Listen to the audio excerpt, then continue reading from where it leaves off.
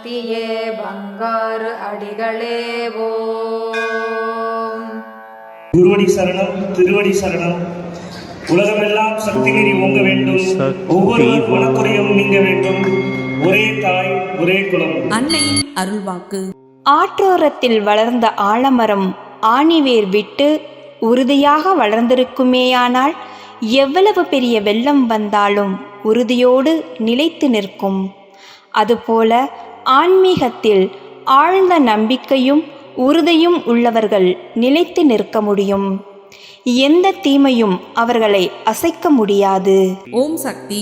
ஓம் ஓம் சக்தியே. ஆன்மீக குரு அருள் திரு பங்காரு அடிகளார் அவர்களின் திருவடிகளே சரணம் அம்மா. மேல்மருவத்தூர் சுயம்பு அருள்மிகு ஆதிபராசக்தி சித்தர் பீடத்துடன் இணைந்திருங்கள்.